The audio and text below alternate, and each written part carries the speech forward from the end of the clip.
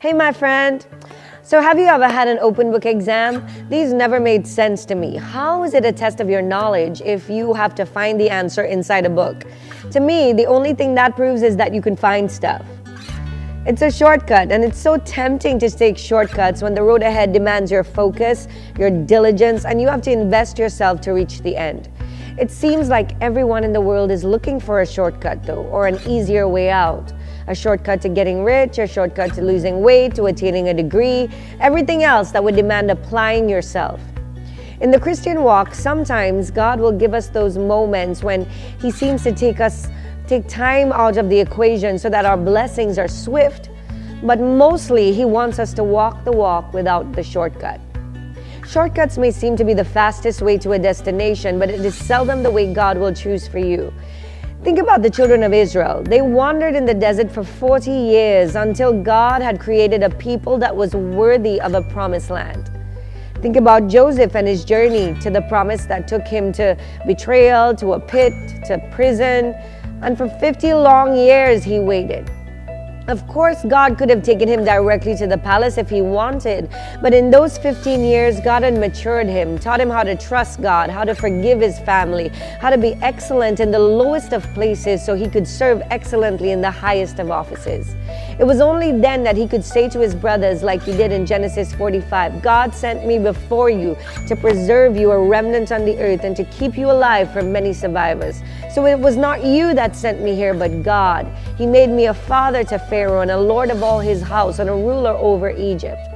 I know it's easier to get to your destination without the long drive, but that drive is necessary to build into you what Christ needs in order to fulfill whatever He has placed you on the earth to do. Consider this. Have you ever had a textbook where the answers were at the back, especially those math textbooks, and then instead of working out the problem, you just copied the answer? But this is okay for homework, but soon what you found out was that not knowing how to solve the problem in the early stage would prevent you from solving problems at a higher level. Friend, God is taking you to a higher level, but there is no shortcut there.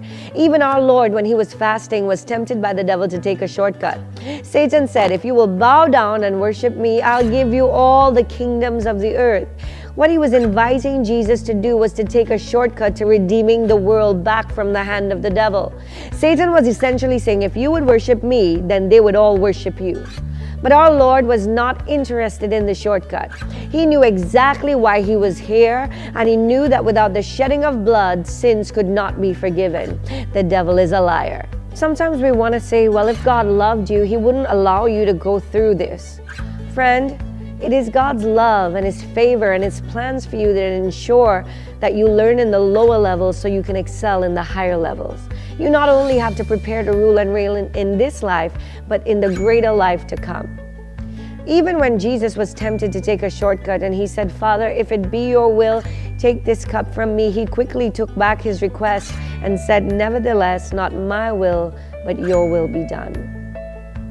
21 days seems like a long time to go without the food you love.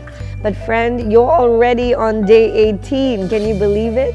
You're taking the long way, but it is the way He directed you to go, and it already has been worth it.